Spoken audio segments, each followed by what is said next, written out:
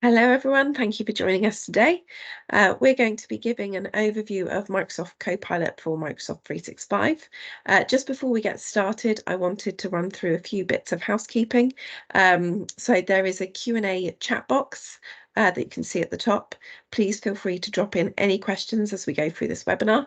We've got time at the end to go through questions, so just pop them in and we'll get to them at the end. Also, this webinar is being recorded and we'll be sharing these slides and the recording with everyone that's registered either later today or if not tomorrow morning. So you'll get all the resources that we share.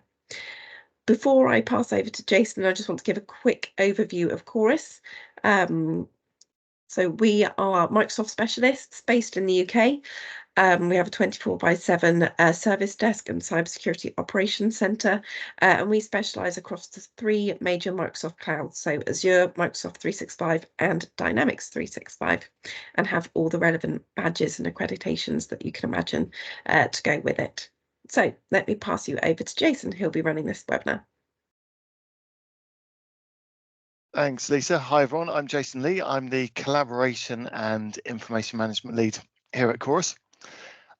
So today we're going to give you a broad landscape overview of what Microsoft are doing with Copilot and AI. We're then going to zoom in on Copilot for Microsoft 365, looking at licensing, pricing, use cases, and more importantly, how it works. We'll look at some considerations for adopting Copilot, with particular focus on the data protection elements. We'll take a brief look at building your AI and Copilot roadmap, and we'll leave some time for questions at the end. Do feel free to chip in with questions as we go along. If we can pick them up as we go, we will. Otherwise, we'll pick them up at the end. Okay, so let's start with an overview of Microsoft AI and Copilot. So we've got some key terminology here. We'll be sharing the slides after the webinar, so I'm not going to run through all of these terms now. I won't sit here and read them out, but you will get the slides afterwards, and these are the terms that tend to come up fairly frequently when we're looking at this kind of technology. So the Microsoft AI landscape. So Microsoft are releasing Copilot branded offerings right across every aspect of their business, covering a fairly broad range of customer scenarios. So what do they mean by Copilot? What do all of these offerings have in common?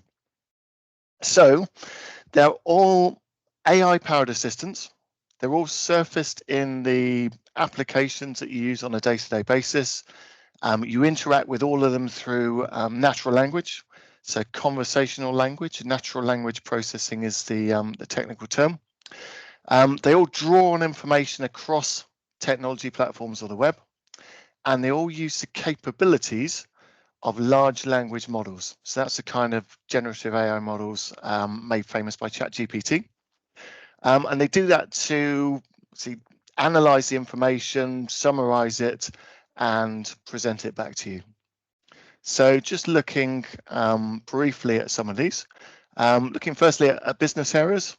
So we've got a Copilot now for finance, which is aimed at giving you insights into financial data, streamlining analysis. We've got Copilot for service and Copilot for sales. These are really aimed at contact centers and sales teams. They interact into platforms like Dynamics 365 and Salesforce to help you draw information together. For tech teams, infrastructure and cybersecurity, we've got Copilot for Azure to gain insight into all your Azure infrastructure, and Copilot for security aimed at cybersecurity operations centers and security professionals. We're going to be focusing on the productivity element today, so we'll jump straight into these soon. You've also got a range of low-code development options here. Copilot Studio is what used to be Power Virtual Agents. It makes it very quick and easy to build chatbots. And if you use Power Automate for process automation or Power Apps for digitization, you'll have noticed that they've all got Copilot support now as well. And finally, as you'd expect, there are a bunch of tools for professional developers as well. So on the core Copilot offerings, you've really got three options here. You've got Microsoft Copilot. This is the free version. So you've probably seen this already. If you use the Microsoft Edge browser, it's there as a sidebar. You can use it directly at copilot.microsoft.com. Do feel free to give that a try as we talk. If you're using Windows 11 as well, you probably notice that Copilot icon on your taskbar, which all of these give you the same experience. Basically, Microsoft Copilot, the free version, gives you the same experience as ChatGPT. It's using the same large language models. You get commercial data protection with it. So sign in with your work or school account.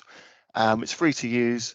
Microsoft will guarantee that your company and personal data is protected. You've got Microsoft Copilot Pro. So despite the name, this is actually aimed at individuals. It's not a business solution. If you use Microsoft 365 at home, you can pay that extra £19 a month to get Copilot in Outlook, Word, PowerPoint, Excel, and so on.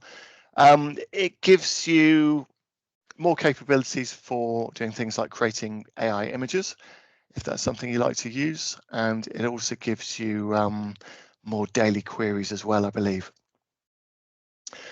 And then the one we're really interested in here, Copilot for Microsoft 365. This is aimed at organizations.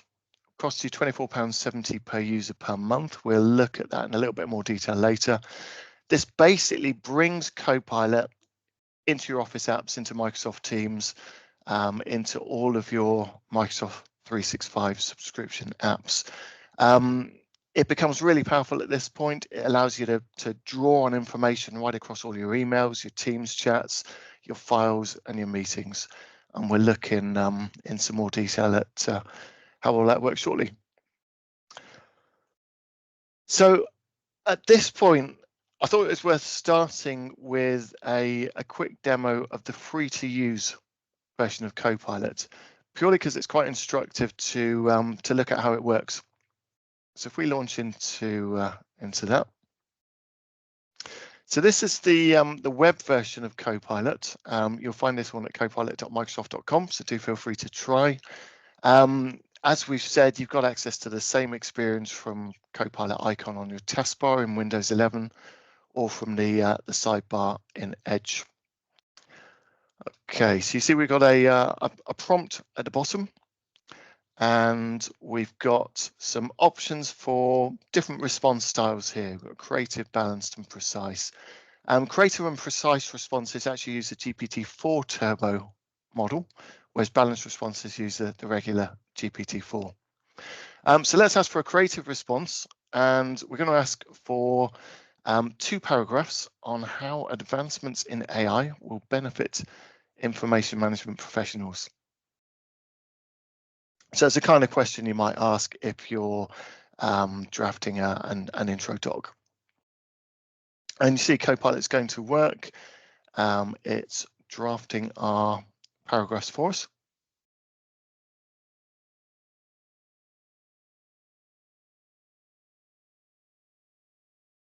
Okay, so far so good. So we're getting our 2 paragraphs, and then we can copy that into whatever apps we're using. And you see we can ask follow-on prompts if we want to, ask more questions, refine a response, and we've got some suggestions there for how we might do that. Where it gets interesting is when we ask for something that requires up-to-date information. So let's ask what newsworthy events happened in February 2024. So bear in mind, I recorded this snippet last month, so in the middle of March.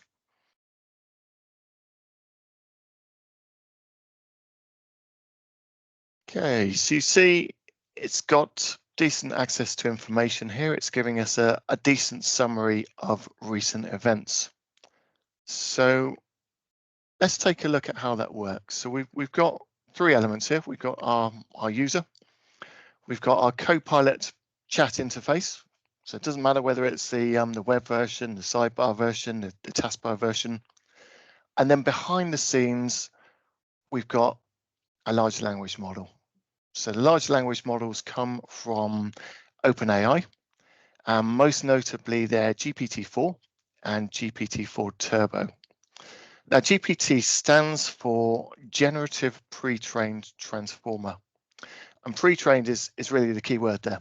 So GPT-4 was trained on data up until September 2001, and I believe GPT-4 Turbo includes data up until April 2023. These models, basically, they're static. Once they're created, they're static. They don't change over time. They don't learn from what you ask them. They don't adapt in response to your feedback and so on. So they shouldn't really have any idea what happened in February 2024. So if we take a look at how this works. So I send my question over to Copilot, and the first thing Copilot's going to do is it's going to retrieve information from Bing search. So it's going to go out to the search engine. It's going to pull back some useful information relating to my question. It's then going to send my question over to Copilot, so over to the large language model behind the scenes, together with that information that is pulled from Bing search. And the large language model basically takes everything we've given it, so the prompt and the supporting information, and uses that to put together a response. So what's actually going on here? This is an illustration of a process called grounding, or more specifically, retrieval augmented generation, or RAG. So when we ask a question, Copilot starts by getting some up-to-date referenceable information from the web in this case. It's then going to send that together with our query over to the LLM. And by doing that, we're enabling the LLM to give us a response using up-to-date information that's beyond the scope of what it was trained on. So that concept of retrieval augmented generation is quite key when we start looking at how Copilot for 365 works, which we'll do now. So Copilot for Microsoft 365 basically brings that same Copilot experience to your daily productivity apps. So if we look briefly at each of these. So in Teams, it's really powerful. Actually meant to use the laser pointer there rather than the red pen, never mind. So in Teams, we've got that Copilot prompt. We can use it, we can ask it to summarize calls we've made using Teams, summarize meetings that are being transcribed. We can ask it questions that draw upon information from right across Microsoft 365, so that cover our emails, files we've got access to, Teams chats we've participated in, and so on. We can also use it to draft Teams posts for us. In Outlook, we can use it to summarize lengthy threads. So if you've got a great big long email chain, you can ask Copilot to summarize the thread for you. And in our experience, it's actually pretty good at doing that. It's really good at picking out the key points of that thread and telling you just what you need to know. You can also use it to draft and rewrite emails, and you can get it to give you some coaching and feedback on emails that you've drafted. In Word, we can use Copilot to draft documents for us, to edit and rephrase, and to summarize documents. So really useful for sales and marketing teams if you're having to write executive summaries, for example. Copilot in Word can really get you off to a good start there. In Excel, it gives us the ability to analyze data. So to give us insight into data, we can ask it questions about trends, and it will look at the data for us and give us answers, and we can use it to create visualizations. And finally, in PowerPoint, we can use it to create draft presentations. You can ask it to create a presentation from a specific Word doc, and we can use it to draft and rewrite slides. So we have to be fairly careful with what we show you here to avoid accidentally exposing our company data. But the link at the bottom of the screen, that will basically take you to a Microsoft web page with a whole bunch of videos showing different capabilities of Copilot for Microsoft 365. So do check that out.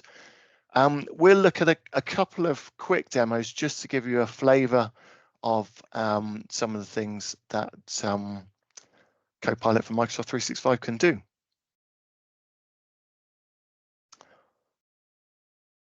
Okay, so the first example is drafting or rewriting content in Word. So you can see I've got my Copilot prompt when I open Word. And if I wanted to create a project plan, I can get Copilot to basically give me a starting point. So the more information I give it in my prompt, the more useful it's going to be. You can see I can add up to 2,000 characters there, so you can really give it a fair bit of information. And you see Copilot's now going away to think about this, and it will shortly start creating a draft. So while it's doing that, it's probably worth saying that the draft it creates, it's not going to be a finished document. You know, how could it be? I've only given it a couple of sentences of information. But what it should do is do enough to create a structure for me and get me over that initial writer's block. So it's given me something that I can pick up and run with that will hopefully save me time in getting started. And you see it's so going to town here, it's drafting sections to cover phases. It's given me ways of presenting a racy matrix, and it's adding some bullets and sections that I can update as and when I need to.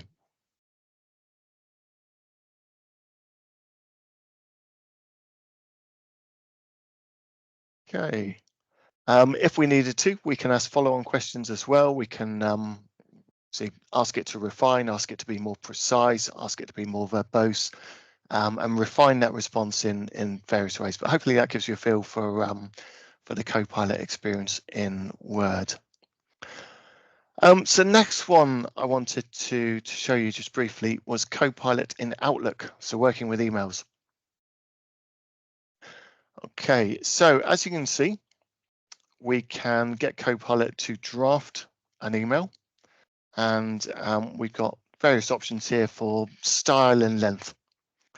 What I'm going to do today, though, is to show you Copilot reviewing an email that we've drafted already. So we're going to use the coaching option to analyze this email that I've drafted ahead of time here.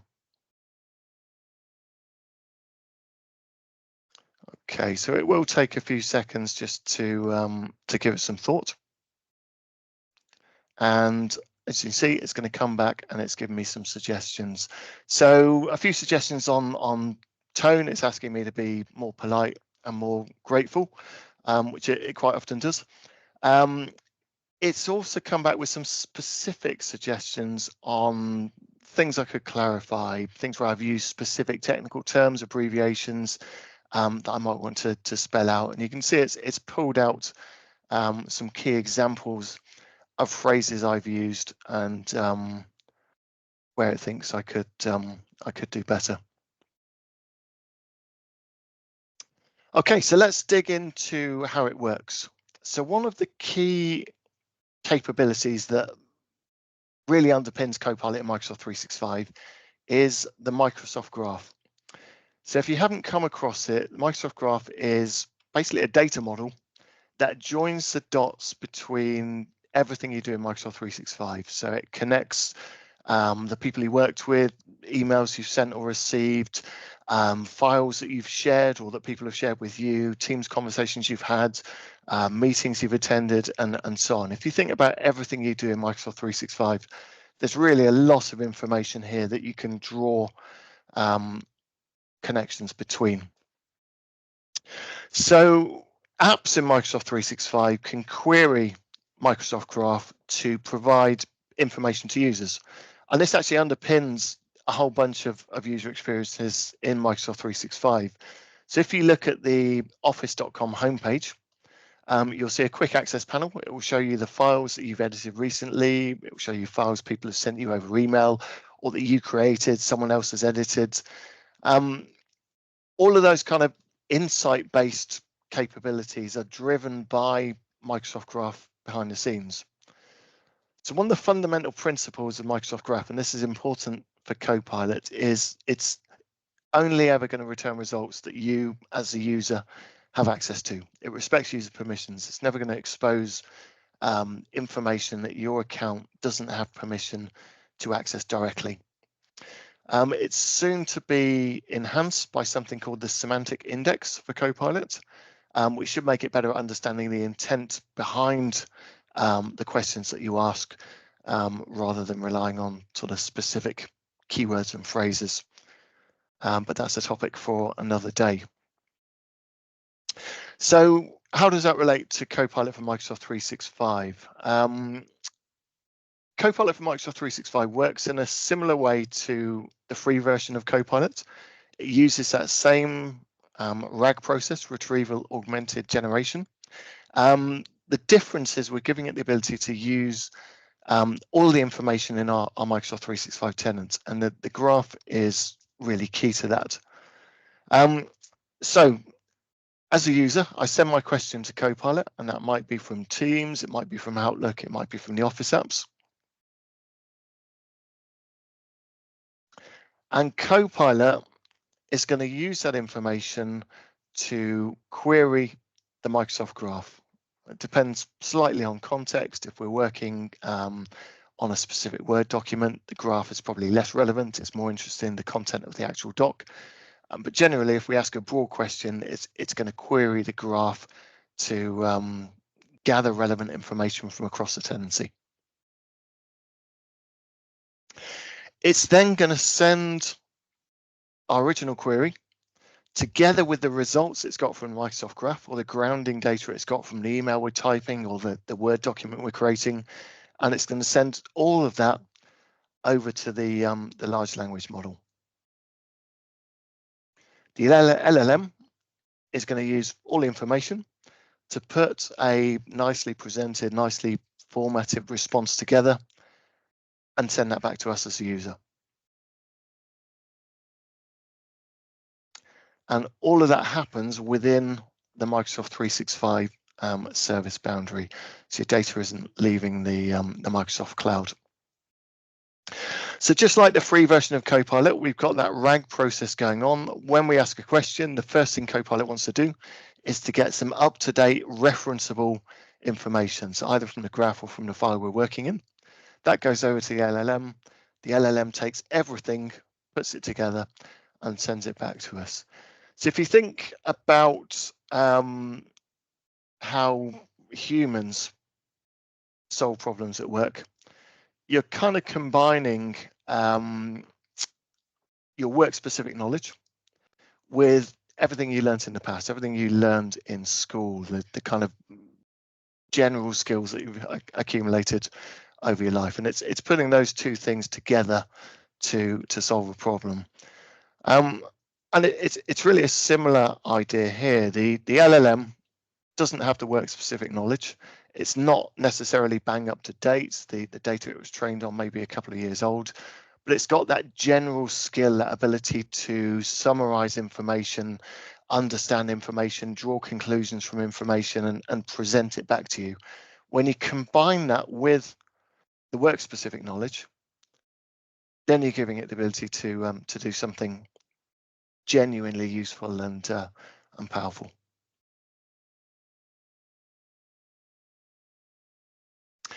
So in terms of inputs and outputs, so as we said, the LLM doesn't change.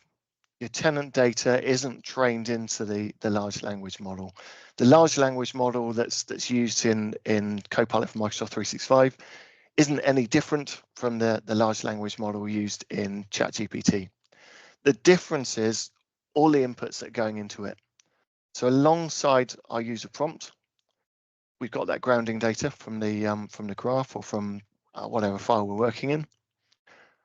We've got the chat history, so if we're asking follow-up questions, the LLM is going to get the full conversation history with Copilot. And it's basically sending it a special system prompt behind the scenes as well, telling the LLM this is a Microsoft 365 scenario, so respond in a particular way, respond within certain parameters. All of that feeds into our response.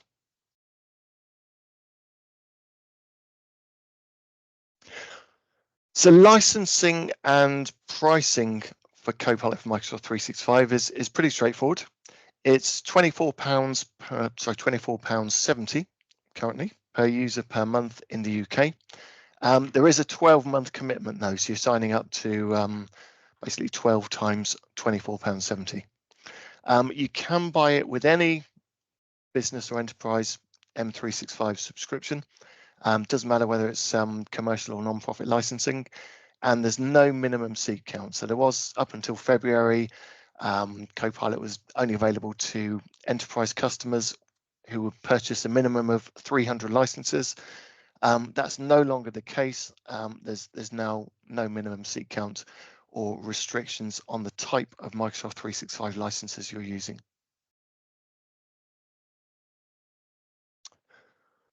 So I'm going to look just briefly at extending Copilot for Microsoft 365. There are two broad ways to do that. If you want to increase the knowledge available to Microsoft 365, you can use graph connectors. So these pull information from third-party sources. An example would be a knowledge-based platform. So we use ServiceNow, pulling that information into the Microsoft graph. What happens then is when we ask Copilot a question, because it's querying the Microsoft graph, it's now got access to that broader information from those additional platforms that they can use and reference to answer our questions. I've added a link to the Graph Connectors gallery. There's about 120 graph connectors in there for common, heavily used cloud platforms. ServiceNow was the example we use, but there are a whole bunch of them in there. You can also create your own, but that's very much a heavy-duty software development activity. The other way to extend Copilot is with plugins. So if you want Copilot to be able to perform additional tasks for you, plugins are the way to go. So a typical example here, you might want to be able to use the natural language prompt in Copilot to create a support ticket in ServiceNow. I might want to be able to say to Copilot while I'm working in Teams, raise a support ticket, ask for this feature to be unlocked. And plugins enable us to support those kind of scenarios. There are a range of ways of creating plugins. If you've previously done anything with Teams message extensions or Power Platform connectors, they are automatically supported as plugins for Copilot. In most cases with plugins, you will be into custom development activities. So let's look at some adoption considerations. So firstly, let's look briefly at privacy. So Microsoft do publish a whole bunch of information really designed to answer common questions and kind of satisfy most queries about how privacy in Copilot works. So Copilot for Microsoft 365 works within the security, compliance, privacy policies that you've got in place with already in Microsoft 365. So it respects the security and compliance capabilities you've got in place already. We will look at that much more closely. As we've said, Copilot for Microsoft 365 isn't trained on customer content. Data stored and processed in compliance with all relevant privacy laws. And your data remains within the Microsoft cloud at all times. All your customer content data, so if you're using Copilot for Microsoft 365, and you're asking it questions that's drawing on your Microsoft 365 data, that data will only ever be written in your home region data center. So if you're using a tenancy based in the UK, that data is always going to be written in the UK. But the Trust Center has much more information on all of that.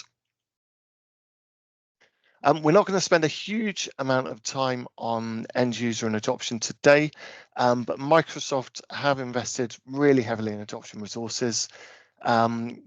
Copilot Success Kit is one example that's well worth checking out. We've included the link on the slide. There's a really whole range of resources in there. Our advice would be to use the elements that work for you. So let's look in more detail at the technical prerequisites for Copilot for Microsoft 365. So all you strictly need in order to use Copilot for Microsoft 365 is Entra ID, which you get with every Microsoft 365 tenancy, and Microsoft 365 Enterprise or Business licenses. Having said that, that's really a nominal prerequisite only. If you want to get any value out of it, you really want your users to be using Microsoft Teams, using the subscription versions of Word, Excel, and PowerPoint, using a OneDrive for Business account, and using Outlook for Windows. Beyond those sort of very technical basics, there's three areas we really need to look at, and they are optimizing the scope, so maximizing what Copilot for Microsoft 365 can do for us. Optimizing the accuracy, i.e. making sure that Copilot's giving us accurate information when we ask it a question. And optimizing data protection and governance. So making sure that Copilot isn't exposing data that it shouldn't really have access to. So if we're optimizing scope, so the most important thing is to look at where you're storing files. So if you're still storing content on network file shares, look at migrating that content into SharePoint Online and OneDrive for Business. Once you've done that, you're bringing that information into scope for Copilot for Microsoft 365, obviously depending on your access controls. So beyond just making that information available to Copilot, it's generally a good idea anyway. If you're paying for Microsoft 365, make use of these platforms. You're moving content into a robust cloud platform where you can access it securely from anywhere. It's not just a Copilot consideration. Once you've maximized what you can bring under that Microsoft 365 umbrella, which will maximize what Copilot can do for you out of the box, that's probably the time to start looking at integrating those other platforms. So using connectors, using plugins to bridge the gap with knowledge and capabilities that you've got in other platforms within your organization. Finally, adopting Teams as a telephony solution is going to unlock various Copilot capabilities. These are really quite useful. It gives you the ability to summarize conversations, pull action points from calls that you've been on. With telephony solutions, there are obviously a whole host of other considerations as well. So that's not going to be the right solution for everyone. So next, if we want to look at getting accurate information out of Copilot, we really need to consider what information it's drawing on when we ask it a question. An example here, if we ask Copilot a question about our parental leave policy, if we're storing several different versions and drafts of that parental leave policy, all in different places in Microsoft 365, all accessible by end users, then we can't really expect Copilot to give us a consistent, accurate response to those questions. So in other words, Copilot accuracy is pretty heavily correlated with good data governance. So the very first thing, the one thing that will underpin everything else you do to improve the accuracy of Copilot and data governance more generally is getting a decent information architecture in place. This is really especially important for SharePoint. So in SharePoint, we'd be looking at creating a flat granular site structure. We'd be looking at designing that around information ownership, around access management, so who needs access to what, sensitivity considerations, lifecycle management requirements, and so on. We can also opt in and opt out of Copilot processing on a site-by-site basis in SharePoint as well. That's another good reason to have that granular site model. Once we've got a decent information architecture in place, the next thing to tackle would be lifecycle management. So having processes in place to clean up data automatically when it's no longer required, or having processes to remove SharePoint team sites, Microsoft Teams when they're dormant. They're all important and useful things to do. So you do have access to some really capable lifecycle management capabilities in Purview. You get those as part of your Microsoft 365 subscription. So do talk to us about that if that sounds useful. Finally, in some cases, you might benefit from deploying SharePoint Advanced Management. So this is an add-on. It introduces some more sophisticated governance controls for SharePoint sites. For example, it gives you the ability to report on information that's potentially overshared. It allows you to create lifecycle management policies for standalone SharePoint sites, restrict access to SharePoint sites and OneDrives, and so on. It's not going to be right for everyone. It is a paid-for solution, but it's something that can be useful in specific situations to get some enhanced governance controls in place.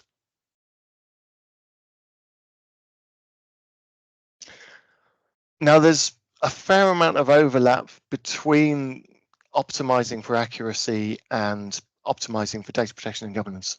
So if you're getting good governance data in place, where you're getting to a point where you've got clear ownership, you've got good access controls in place, you're actively managing the data lifecycle, that's going to solve both problems. That's going to both improve the accuracy, the robustness of responses from Copilot, and it's also going to reduce data protection and governance risks.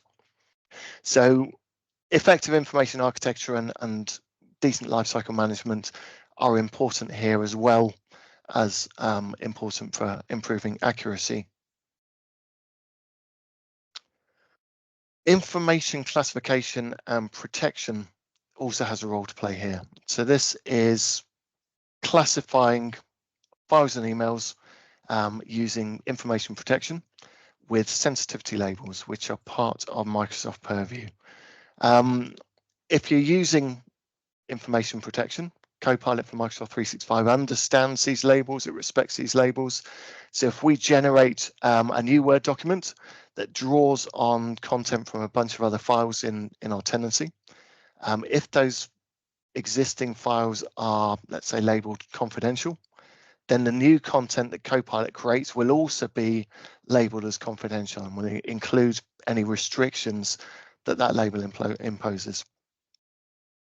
So if the label applies encryption and rights management, Copilot respects that as well. So unless a user is explicitly granted the right to extract information from a label file, then Copilot won't work with it. So sensitivity labels can have a significant role to play in data protection for Copilot and more generally. So DLP, data loss prevention, also has a role to play here. DLP basically gives us a safety net. One of the things it can do, if a user has put a sensitive file in the wrong place, so it's more exposed than it should be, DLP can detect the sensitive content. It can step in, it can lock down the file, and it can prevent it being exposed. So that's obviously a benefit for Copilot, but like most of these controls, it's also generally a good thing to do if you're looking to improve your data governance.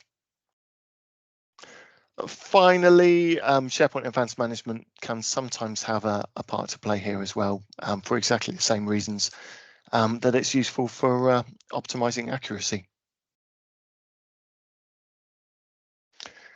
So just to recap, where those purview capabilities have a role to play in Copilot readiness. So first of all, data lifecycle management. It helps us to ensure that the data that Copilot's using to answer our questions is up to date and relevant. It's going to improve the accuracy of those responses. And it's going to reduce the likelihood of exposing inappropriate information. Because if we're governing data lifecycle, if we're removing things when it's no longer required, we're less likely to expose things we shouldn't. Information protection. Copilot will respect those sensitivity labels. It will show us sensitivity classification alongside results that it presents back to us. And it will apply those labels to content it generates as well. Finally, DLP gives us that safety net, that ability to lock down sensitive content that might be in the wrong place. And more specifically, we can also use it to prevent users from copying sensitive information into generative AI sites. Okay, so let's briefly look at building a Copilot roadmap. First thing to say here is start using the free version of Microsoft Copilot today. So it doesn't matter whether that's in a browser or from the sidebar in Edge or from the Windows 11 taskbar. If your users want access to a decent generative AI tool, this is the one to use. It's got that commercial data protection in place, so your prompts and responses aren't saved. It doesn't go anywhere near your Microsoft 365 data. So that's item number one. When you're looking at the right time to deploy Copilot for Microsoft 365, there's not really a right answer here. It's basically when you determine that your return on investment is going to be sufficiently high from that monthly cost, and that your data risks are sufficiently low. And that's really going to depend on not just on your situation, but on your attitude to data risk as well. So remember, there's no minimum seat count here, so you can start using this at any point. You can trial it within specific departments, teams, groups of users, if you want to. Where you do have areas of weakness, where you've identified potential risks, potential problems, if you are looking to introduce some of those purview controls we talked about, we usually recommend small scale pilots as the way to go there. The same goes if you're looking at moving file shares into OneDrive for Business or into SharePoint. Start with pilot projects, build that confidence in the technology, and scale it up from there. Finally, don't try and do everything all at once. We always recommend taking a continuous improvement approach. So you can progressively add to scope, add to capabilities, bring more data into Copilot for Microsoft 365 over time. You can continue to improve your data governance over time. But that continuous improvement approach, that's the one that we find to be most effective.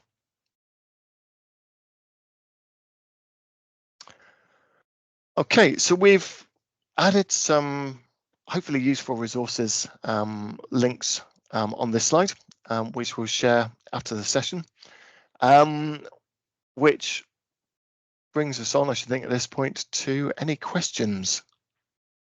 Amazing, thanks, Jason. Yeah, we've got a few. So first one is, when is the semantic index due to be released? That's a tricky question to answer because it's not actually on the Microsoft roadmap. So Microsoft have said that this is something that they're planning to roll out to every tenancy. It's rolling out at the moment. Microsoft are prioritizing people who buy at least 300 Copilot licenses, but it will get to you eventually, regardless of whether you use Copilot or not. But unfortunately, we don't have any timescales. Microsoft aren't giving anything away on when we can expect that to happen. But it's a capability that we're looking forward to. We believe that it will add a lot in terms of really understanding what we're guessing at when we ask Copilot a question. Amazing. How can I be sure Copilot won't share sensitive data to users? So Copilot respects permissions that you put in place on content. So if you ever used Microsoft Delve, which was part of Office 365, it's I think being deprecated probably with Copilot coming on the scene. Delve used Microsoft Graph to show you files that people have shared with you, or files that you've got in common with a certain person. So it enabled you to search for people within the company, and it would show you files that you've got in common. And remember this causing absolute mayhem at lots of companies because they, where are these files coming from? These files shouldn't be shared. What it's doing is it's shining a light on holes in your security. It's not causing any holes in your security, but it may highlight where your permissions management and your data governance isn't as good as it should be. So permissions are respected at all points. Microsoft have published all of their data protection guarantees about how the data is handled and how it won't leave their data centers and so on. But basic permissions management has to be in place. It has to be robust. So that's one of the reasons why we say get your information architecture right as job number one, because it makes all of this stuff so much easier to manage. Brilliant. This is a good one. So who should get a Copilot license? It probably depends on what types of roles people are doing. So a classic example is sales and marketing teams, because they're involved in creating lots of documents. They're constantly writing proposals, writing collateral. That ability to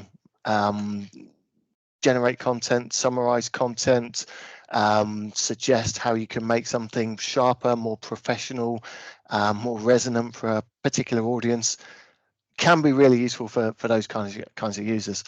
I'd say more broadly, anyone who's busy, anyone who attends loads of team meetings could benefit from that ability to summarize a transcript. So for example, if I've got an afternoon where I'm on meeting after meeting after meeting, it's quite hard to keep track of all your actions from all of those meetings. Whereas if I can just say to Copilot, to summarize the key points, what are my outstanding actions from that 2 p.m. meeting? Really useful to those kinds of busy users. So it's anyone who's really working with information on a day-to-day basis and has to summarize and present information as part of their job. Perfect, amazing. That's all the questions we have. If anyone has any other questions after this, please feel free to reply to the email. I'll be sending out with the resources, the recording and the slides that Jason shared. And yeah, if you've got any questions, just let us know. But we'll wrap up there. Thank you very much, Jason. Thanks very much, everyone.